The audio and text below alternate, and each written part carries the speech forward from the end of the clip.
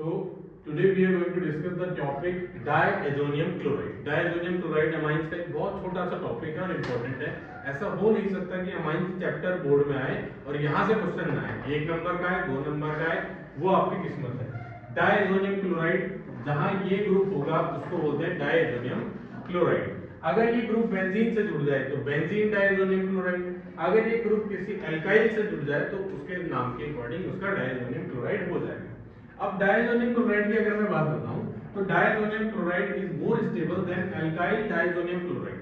Alkyl में क्या होता है और यहाँ क्या होता है कि बेंजीन में ड्यू टू रेजोनेंस इसका जो चार्ज है वो डिलोकलाइज हो जाएगा, दैट्स व्हाई ये यहाँ ज्यादा स्टेबल होता है। दूसरी बात मेथड ऑफ प्रिपरेशन। तो मेथड ऑफ प्रिपरेशन आप सबको पता है, दिस इज द रिएक्शन है, इसको बोलते हैं सेंट मेयर रिएक्शन। चैप्टर 1 में ही पढ़ते हैं आप।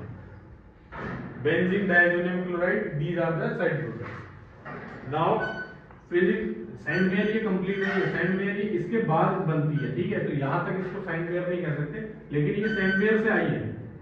फिजिकल प्रॉपर्टीज, जो आपका डायएजोनियम क्लोराइड होता है वो कलरलेस क्रिस्टलाइन सॉलिड होता है। क्रिस्टल मतलब क्रिस्टल्स की फॉर्म में, कलर कुछ नहीं होता है। और सोल्यूबल जो है वो वाटर में बहुत कम होगा, stable in cold and decomposes in dry state. जैसे वो ड्राई स्टेट में आ जाएगा वो टूटना स्टार्ट हो जाएगा, ठीक है। Now these are the chemical properties. तो chemical properties of benzene diazonium chloride बहुत इंपॉर्टेंट है। ये कर लिया तो इसका 10% एरोमेटिक यहीं खत्म हो जाता है। 10%। इसको मैं Cu2Cl2 से कर दूं chlorobenzene, Cu2Br2 bromobenzene, Ki iodobenzene, CuCl cyanobenzene, WOMH2O phenol, HBF4 on heating chlorobenzene और C2H5OH और या H3PO2 भी आपको मिल सकता है। ये बच्चे छोड़ देते हैं, इसको ध्यान रखना। So this is benzene. So ये कन्वर्जन पहले की बहुत सारी वीडियोस में बता चुका हूं मैं।